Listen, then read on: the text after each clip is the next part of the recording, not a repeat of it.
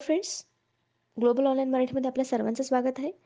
आजच्या व्हिडिओमध्ये आपण संत गाडगेबाबा अमरावती युनिव्हर्सिटी पेट 2021 साठी रिसर्च मेथॉडॉलॉजी म्हणजे संशोधन कार्यप्रणाली या विषयाचे MCQs बघणार आहोत आणि त्यातून आपले कन्सेप्ट क्लिअर करणार आहोत, जे आपल्याला या पेट एक्झामसाठी उपयुक्त ठरणार आहेत. रिसर्च मेथॉडॉलॉजी या टॉपिकवरचे. तर आजचं हे आपलं 12वं लेक्चर आहे. ऑलरेडी 11 लेक्चर्स कंप्लीट झालेले आहेत रिसर्च मेथॉडॉलॉजी या टॉपिकवरचे. सुरू करूया आजचं लेक्चर. लेक्चर सुरू करायला जे स्टुडंट्स या PhD एंट्रन्सला अपियर होत आहेत त्यांच्यासाठी एक गुड न्यूज आहे किंवा चांगली गोष्ट अशी आहे की आमच्याकडे या पेटसाठी कंप्लीट कोर्स अवेलेबल आहे, ज्यामध्ये तुम्हाला फुल सिलॅबस व्हिडिओ लेक्चर्स, फुल सिलॅबस नोट्स इंग्लिश आणि मराठी दोन्ही लँग्वेजमध्ये, फुल सिलॅबस 20 टेस्ट. सराव किती आवश्यक आहे हे आपल्याला माहिती आहे, त्यासाठी या या सिलॅबसवरती 20 टेस्ट आम्ही तुम्हाला देत आहोत. शिवाय कंप्लीट गायडन्स मिळणार आहे तुम्हाला PhD ॲडमिशनवरती. ह्या कोर्स जॉईन करण्यासाठी फक्त दिलेल्या व्हॉट्सअप नंबरवरती मेसेज करायचा आहे, ज्याची फीस फक्त 499 रुपये आहे. फटाफट या कोर्सला जॉईन करा, कारण पेट एक्झाम 25 तारखेपर्यंत रजिस्ट्रेशन आहे. त्याच्यानंतर एक्झाम कधीही येऊ शकते आणि आपला अभ्यास कंप्लीट असायला पाहिजे, यासाठी तुम्ही लवकरात लवकर हा कोर्स जॉईन करा. तर युनिट 3मध्ये काय आहे, रिसर्च मेथॉडॉलॉजीचा आपला जो सिलेबस आहे त्याच्यामध्ये युनिट 3मध्ये रिसर्च डिझाईनमध्ये नेमकं काय असणार आहे, concept and definition, need, advantage of planning a research, characteristics of good research design, steps in research design, identification, selection of and formulation of problem, literature review, primary and secondary data, sources of data authenticity, credibility, reliability of sources and data. हे सगळे जे points आहेत ते आपल्याला research डिझाईनमध्ये cover करायचे आहेत, जे रिसर्च मेथॉडॉलॉजीचे आहेत. बघू याचा पहिला प्रश्न. Research design is a dash dash for conducting the marketing research project. विपणन संशोधन प्रकल्प आयोजित करण्यासाठी रिसर्च डिझाईन टिंब आहे. रिसर्च डिझाईन याच्या बाबतीत काय आहे हे आपल्याला सांगायचं आहे. ऑप्शन्स आहेत स्ट्रॅटेजी, धोरण, फ्रेमवर्क, म्हणजे फ्रेमवर्क ज्याला आपण म्हणतो, फ्रेमवर्कचा वर्डचा मिनिंग आपल्याला लक्षात येतो फ्रेमवर्कवरून. ब्लू प्रिंट, गोषवारा, बोथ बी अँड सी, दोन्ही बी आणि सी. तर इथे करेक्ट ऑप्शन जे आहे ते आहे D, both B and C, कारण फ्रेमवर्क ही म्हणू शकतो आपण त्याला आणि ब्लू प्रिंट देखील म्हणू शकतो रिसर्च डिझाईनला. तर जेव्हा जेव्हा रिसर्च डिझाईनवरचा क्वेश्चन येईल त्याचा संबंध नेहमी फ्रेमवर्कशी येणार आहे. फ्रेमवर्क आणि रिसर्च हे दोन शब्द एकमेकांना समानार्थी आहेत असं म्हटलं तरी आपण चालणार आहे. समानार्थी नसले तरी एकमेकांना एक्सप्लेन करणारे हे दोन वर्ड्स आहेत. जेव्हा जेव्हा आपल्याला रिसर्च डिझाईनचा क्वेश्चन येईल तेव्हा तेव्हा आपल्याला फ्रेमवर्क शी रिलेटेड आन्सर शोधायचं असतं. म्हणून इथं आपलं करेक्ट आन्सर जे आहे ते बोथ बी अँड सी, हे दोन्ही करेक्ट आन्सर आहेत, बी आणि सी रिसर्च डिझाईनचे. Research design is a framework of research methods and techniques chosen by the researcher. तर रिसर्च डिझाईन म्हणजे नेमकं काय आहे ते आपल्याला समजून घ्यायचं. तर रिसर्च डिझाईन म्हणजे रिसर्चर्सद्वारे जी मेथड चूज केली जाते किंवा त्याचा रिसर्च चांगला होण्यासाठी तो जी मेथड चॉईस करतो आहे आणि टेक्निक कुठली यूज करणार आहे ती चूज करतो आहे, त्याचं फ्रेमवर्क जे आहे त्याला आपण रिसर्च डिझाईन म्हणतो. थोडक्यात जी आपण चौकट म्हणतो, एखादा घर बांधताना आपण एखादी चौकट जेव्हा ठरवतो, चौकट त्याच्या भिंती जेव्हा हे ठरवायचं असतं, हे फ्रेमवर्क असतं घराचं, तर ते रिसर्च डिझाईनचं काम आहे असं आपण म्हणू शकतो. The design allows researchers to hone in one on research methods that are suitable for the subject matter and setup their studies for the success. तर आपला रिसर्च जो आहे तो सक्सेसफुल होण्यासाठी रिसर्च डिझाईन जे आहे ते आपल्याला मदत करत असतं. म्हणजे थोडक्यात तो आराखडा दाखवतो, म्हणजे आपल्याला कुठे अडचण येऊ शकणार आहे किंवा कुठे आपला रिसर्च चांगला होऊ शकतो हे दाखवण्यासाठी हा रिसर्च डिझाईन आपल्याला हेल्प करत असतो. Research design, the design of research topic explains the type of research. तर ह्याच्यामध्ये रिसर्च टाईप देखील आपल्याला एक्सप्लेन करत असतात रिसर्च डिझाईन. त्याच्यामध्ये येतात एक्सपेरिमेंटल, सर्वे, कोरिलेशनल, सेमी एक्सपेरिमेंटल, रिव्ह्यू. हे काही प्रकार आहेत, टाईप्स आहेत रिसर्चचे, जे रिसर्च डिझाईन हे करत असतात, टॉपिक एक्सप्लेन करत असतात. And also it's sub top types, experimental design, research problem and descriptive case studies, हे सब टाईप्स आहेत असं आपण म्हणू शकतो. तर अशा प्रकारे आपण रिसर्च डिझाईन काय आहे हे थोडक्यात समजून घेतलेलं आहे. नेक्स्ट क्वेश्चन आहे सेकंड नंबरचा. Blue print of research work is non as. संशोधनाचे कार्याचे ब्लू प्रिंट डॅश डॅश म्हणून ओळखले जाते. काय म्हणून ओळखलं जातं? ऑप्शन्स आहेत सॅम्पलिंग डिझाईन, नमुना डिझाईन, रिसर्च डिझाईन, संशोधन डिझाईन, रिसर्च हायपोथेसिस, संशोधक गृहीतके, रिसर्च ॲप्रोच, संशोधन दृष्टिकोन. तर फर्स्टवाला क्वेश्चन होता तोच इथे रिपीट झाला असं आपण म्हणू शकतो. हा क्वेश्चन डबल घेण्याचा अर्थ याच्यासाठी आहे की तुम्हाला एकाच क्वेश्चन म्हणजे एकाच टर्मवरती क्वेश्चन वेगवेगळे कसे येऊ शकतात हे आपल्याला लक्षात आलं पाहिजे. जसं की मगाशी विचारलं होतं की रिसर्च डिझाईन म्हणजे काय, तर ब्ल्यूप्रिंट आणि फ्रेमवर्क असं आन्सर दिलं होतं.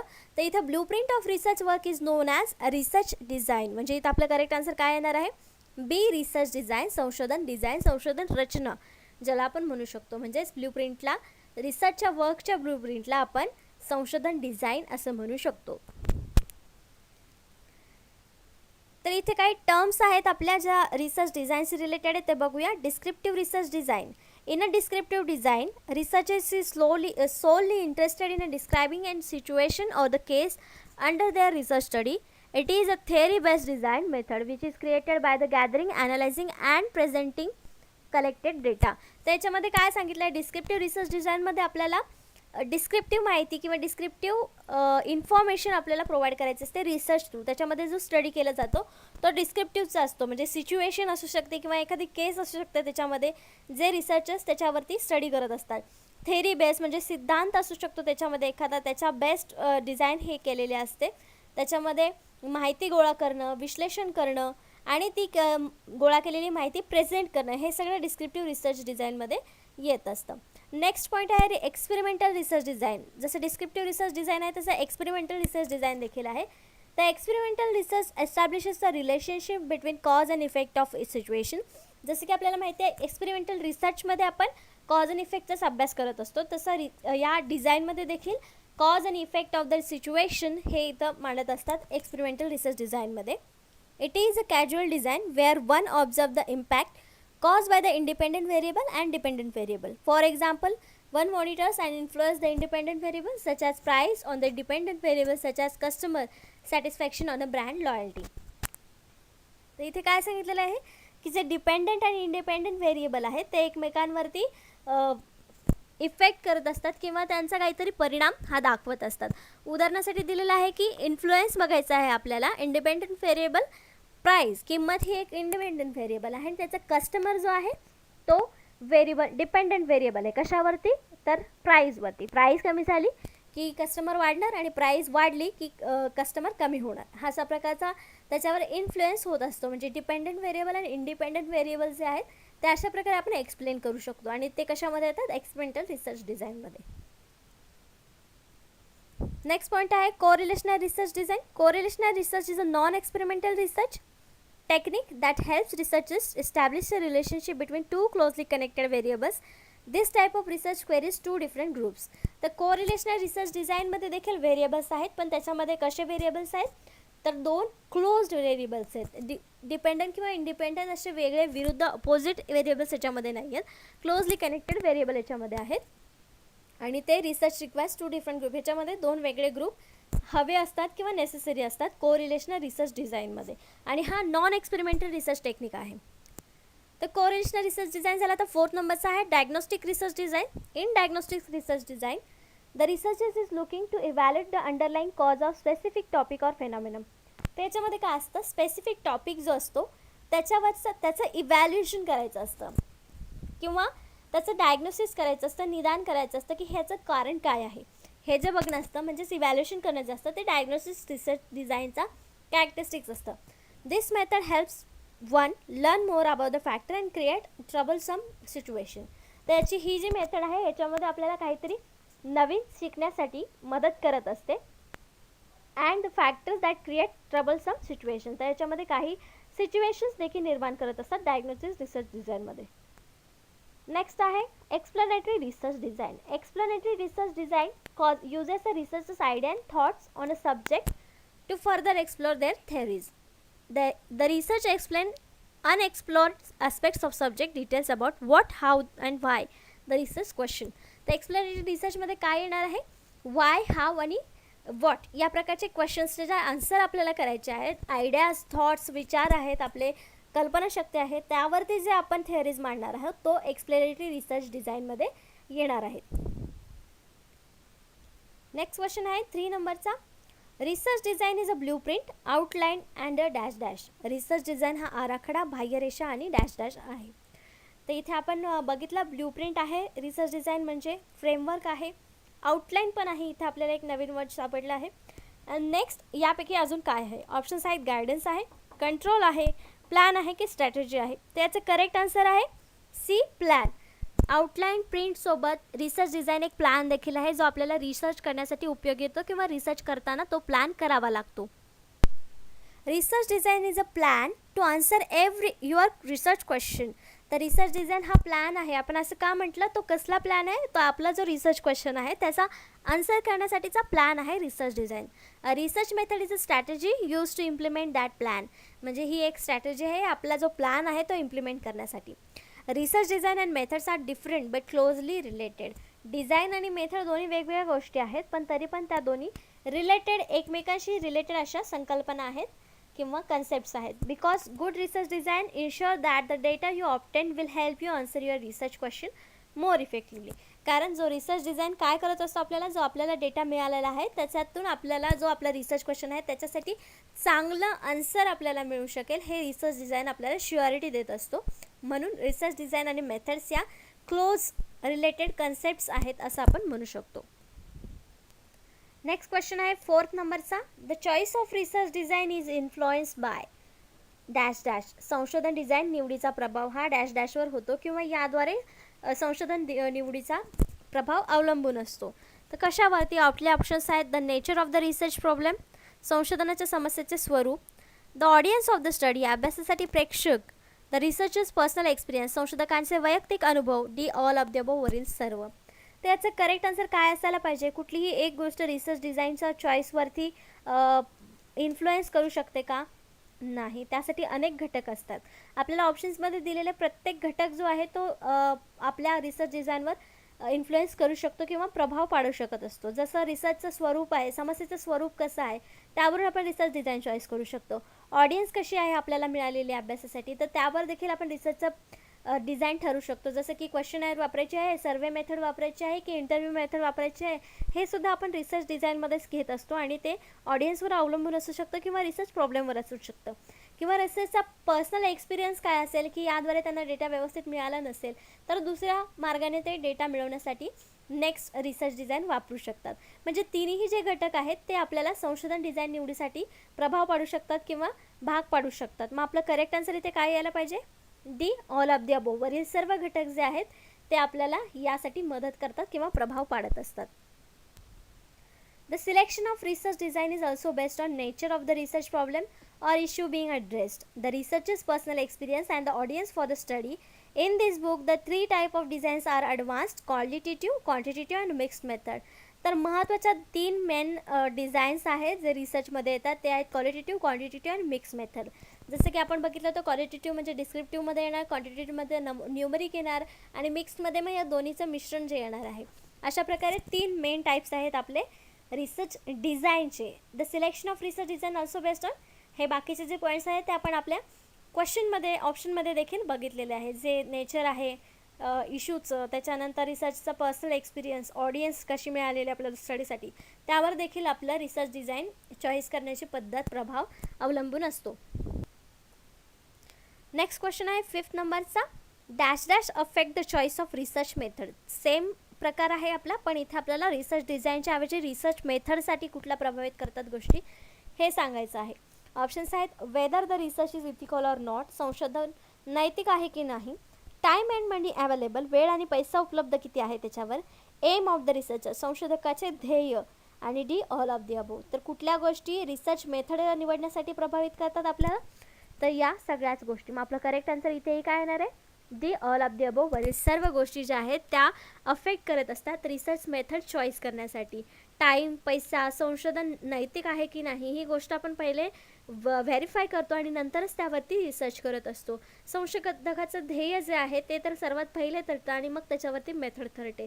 म्हणजे आपले हे तिन्ही जे ऑप्शन्स आहेत ते आपल्याला करेक्ट आहेत आणि म्हणून आपण डी ऑप्शन करेक्ट देतो. ऑल ऑफ द अबोव वरील सर्व ज्या गोष्टी आहेत त्या आवश्यक आहेत आपल्याला रिसर्च मेथडसाठी. Theoretical factors affecting the choice of research method. अजून कुठल्या गोष्टी आहेत जे रिसर्च मेथडसाठी चॉईस करण्यासाठी मदत करतात? रिसर्चची व्हॅलिडिटी, वैधता काय आहे, रिलायबिलिटी म्हणजे विश्वासनीयता किती आहे त्याच्यामध्ये, तो फॅक्टर, रिप्रेझेंटेटिव्हनेस म्हणजे त्याच्यामध्ये प्रेझेंट करण्याची किती क्षमता आहे ते बघून, 5 practical constraints on the social research. Respondents should give informed consent. Respondents' information should be kept confidential. Research should avoid harming respondents. हे सगळे जे घटक आहेत ते रिसर्च मेथड चॉईस करताना आपल्याला लक्षात ठेवावे लागतात. त्यांची माहिती कुठे लीक होऊ नये, ज्यांनी आपल्याला डेटा दिलेला आहे ती माहिती कुठे लीक होऊ नये, या सगळ्या आपल्याला गोष्टी ध्यानात घेऊनच आपल्याला रिसर्चची मेथड जी आहे ती आपल्याला अंमलात आणावी लागते रिसर्च करताना. म्हणजे ह्या पण गोष्टी आपल्याला लक्षात ठेवाव्या लागतात रिसर्च मेथड चॉईस करताना. नेक्स्ट क्वेश्चन आहे 6 नंबरचा. Which one of the following is data collecting method. Data संकलन करण्याची पद्धत खालीलपैकी कोणती आहे. आपण एका लेक्चरमध्ये चेक केलं होतं सेकंडरी डाटा, प्रायमरी डाटा काय आहेत आणि त्यामध्ये कुठले कुठले प्रकार येतात. त्या ऑप्शन्सपैकी आपल्याला एक सांगायचं आहे की कुठली कलेक्शन ऑफ डेटाची मेथड आहे. ऑप्शन्स आहेत the interview, the onion, the case study and positivism. त्याचं करेक्ट आन्सर आपल्याला लगेच समजलं पाहिजे, ते आहे ए द इंटरव्ह्यू. मुलाखत ही एक डेटा संकलनाची पद्धत आहे. केस स्टडी ही मेथड नाही आपण सांगू शकतो. त्याच्यानंतर पॉझिटिव्हिझम आणि ओनियन तर इथे काही संबंध नाही आहे. मग आपला करेक्ट आन्सर काय आहे ते द इंटरव्ह्यू. मुलाखत ही एक डेटा संकलन करण्याची पद्धत आहे आणि ही प्रायमरी आहे. हे पण आपल्याला लक्षात ठेवायचं आहे की ही एक प्रायमरी डेटा कलेक्शनची मेथड आहे. तर अजून कुठले कुठले मेथड्स आहेत डेटा कलेक्शनचे. Interview, questionnaire and survey, observation, documents and records, focus group and oral histories. जर ह्या गोष्टी आहेत तर त्याच्यामध्ये आपण डिफरेन्शिएट करत असतो की प्रायमरी आणि सेकंडरी डेटा. तर प्रायमरी डेटा म्हणजे कुठला डेटा, जो डेटा आपण स्वतः कलेक्ट करणार आहोत किंवा पहिल्यांदाच फ्रेश आपण कलेक्ट करणार आहोत तो प्रायमरी डेटा. आणि सेकंडरी डेटा कुठला, जो ऑलरेडी डेटा कलेक्ट केलेला आहे, स्टोअर करून ठेवलेला आहे दुसऱ्या अभ्यासकांसाठी, स्टडी जे करणार आहेत त्यांच्यासाठी, त्याला आपण सेकंडरी डेटा म्हणतो. नेक्स्ट क्वेश्चन आहे 7th नंबरचा.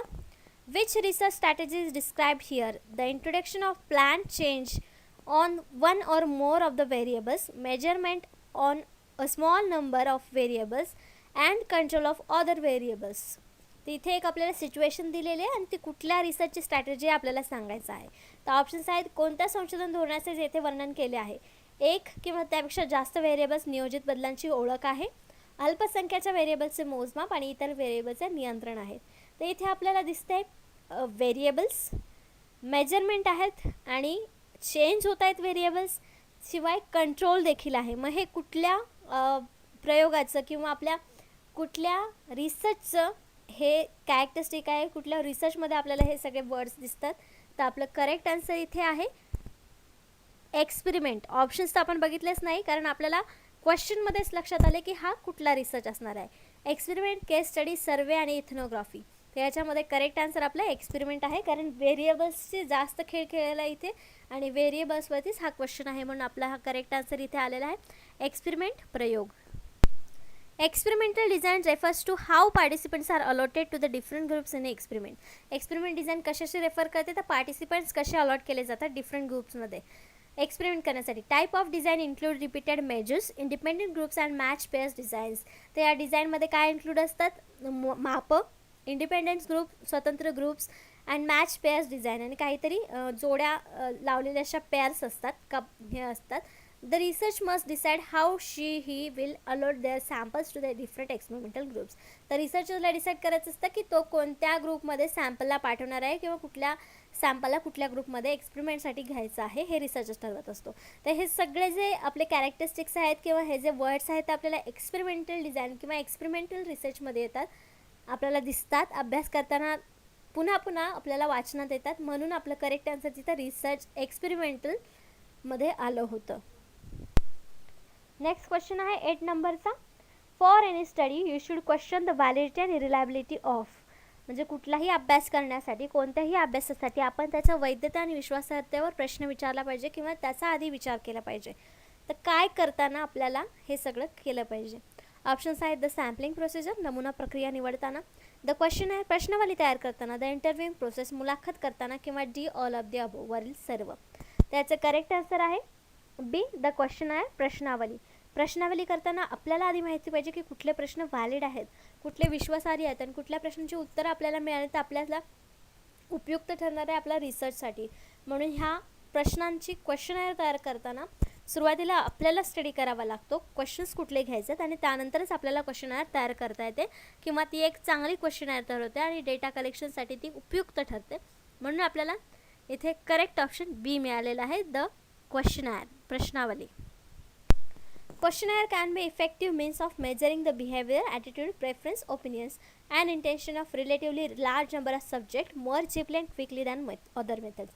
तो क्वेश्चनर आपल्याला कशी उपयुक्त आहे तर ती आपल्याला चांगलं म्हणजे मोजमापात आपल्याला सगळी माहिती देते, जसं की वागणूक, दृष्टिकोन, प्रेफरन्स, ओपिनियन्स म्हणजे मतं काय आहेत लोकांची, त्यांची इंटेन्शन्स काय आहेत, हे आपल्याला लार्ज ग्रुपमध्ये म्हणजे एकाच वेळी भरपूर जणांकडून हा डेटा कलेक्ट करण्यासाठी, ही माहिती मिळवण्यासाठी आणि लवकर आणि कमी खर्चिक अशी माहिती मिळवण्यासाठी क्वेश्चनर आपल्याला मदत करत असते. Often a questionnaire uses both open and close questions to the collect data. Data collect करण्यासाठी क्वेश्चनर ही ओपन अँड क्लोज दोन्ही क्वेश्चन्स असू शकतात. ओपन म्हणजे डिस्क्रिप्टिव्हमध्ये तुम्ही हो नाही याशिवाय वेगळे जे डिस्क्रिप्टिव्ह क्वेश्चन्स द्यायचे असतात त्याच्यामध्ये, आणि येस और नोमध्ये क्वेश्चनसुद्धा तुम्ही देऊ शकता क्वेश्चनरमध्ये. तर अशा प्रकारे क्वेश्चनरचा उपयोग होतो किंवा क्वेश्चनर आपल्याला कमी खर्चिक आणि लवकरात लवकर डेटा कलेक्ट करण्यासाठीचं एक चांगला टूल आहे, आपल्या डेटा कलेक्शनची मेथड आहे. नेक्स्ट क्वेश्चन आहे 9th नंबरचा.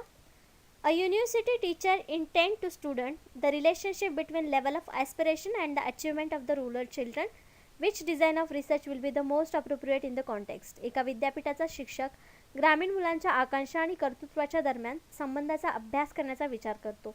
संदर्भात संशोधनाची कोणती रचना योग्य असेल? तर लहान मुलं जे आहेत, ग्रामीण भागातील स्टुडंट्स जे आहेत, त्यांचा अभ्यास करण्यासाठीचा आकांक्षा आणि कर्तृत्व जे त्यांचं आहे, म्हणजे त्यांनी जे अचिव्हमेंट्स मिळवलेले आहेत त्यांचा संबंधाचा अभ्यास करण्याचा विचार करतोय, तर त्यामध्ये कुठली रचना योग्य ठरेल हे आपल्याला सांगायचं आहे. ऑप्शन्स आहेत experimental research design, ex post facto research design, historical research design आणि सर्वे रिसर्च डिझाईन. त्यापैकी करेक्ट आन्सर जे आहे ते आहे B, ex post facto research design. तर हे काय आहे, जी ऑलरेडी भूतकाळात घडून घेतलेली घटना आहे, पण त्याचं इव्हॅल्युएशन किंवा त्याचं पुन्हा एकदा संशोधन किंवा त्या विषयावरती पुन्हा एकदा इव्हॅल्युएशन करायचं आहे, त्यावेळेस आपण x post facto research design वापरतो. म्हणून इथे करेक्ट आन्सर आपलं जे आलेलं आहे ते आहे B, ex post facto research design, भूतपूर्व संशोधन डिझाईन इथे आपण वापरणार आहोत. The assignment of subjects to different group is based on the whichever variables of the interest to the researcher. For example, a researcher is interested in how weight influence self-esteem level in adults. This is an ex post facto design because pre-existing characteristic weight was used to form the groups. त्याच्यामध्ये काय दिलेलं आपल्याला एक उदाहरण दिलेलं आहे की researcher interested आहेत वेट कसं इन्फ्लुएन्स होतं सेल्फ इस्टीम लेवल्समध्ये अडल्ट्समध्ये, तर त्याचा अभ्यास करायचा आहे. म्हणजे वेट आधी किती होतं याचा अभ्यास करायचा आहे, म्हणजेच आपल्याला काय करायचं आहे, एक भूतकाळातील एका विषयावरती इन्फॉर्मेशन करायचं आहे किंवा परत रिसर्च करायचं आहे. म्हणून आपण इथे काय वापरलं, x post facto.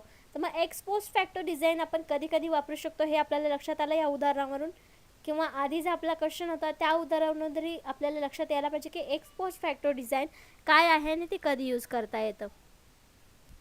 Next question आहे 10th नंबरचा. The time frame in which a study explores a situation or a problem called the. ज्या अभ्यासामध्ये परिस्थिती किंवा समस्येचा अभ्यास केला जातो त्या वेळेस काय म्हणतात? ऑप्शन्स आहेत रेफरन्स पिरियड, एज, लॉन्जिट्युनल, रिस्ट्रोस्पेक्टिव्ह टाईम, पूर्वसूचक वेळ. त्याचं करेक्ट आन्सर जे आहे ते आहे ए, रेफरन्स पिरियड. तर रेफरन्स पिरियड ही संकल्पना काय आहे किंवा ही कन्सेप्ट काय आहे ते आपण बघूया. One way the context of question can be altered is through the reference period, that is the time frame in which participants are asked to recall activities or the experiences. Prior research has examined the effect of the reference period length on the memory or recall. म्हणजे एक अशी गोष्ट ज्याच्यामध्ये आधी काही आपला research झालेला आहे का त्याच्यावरती आपण स्वतः विचार करायचा, किंवा आपल्याला काय ऑब्झर्वेशन झालेलं आहे का, आपल्या वाचनात काय आलेलं आहे का, आपण काय ॲक्टिव्हिटी केली होती का, आपण काही अनुभव घेतले होते का, आपण जो विषय निवडलेला आहे रिसर्चसाठी त्यावरती.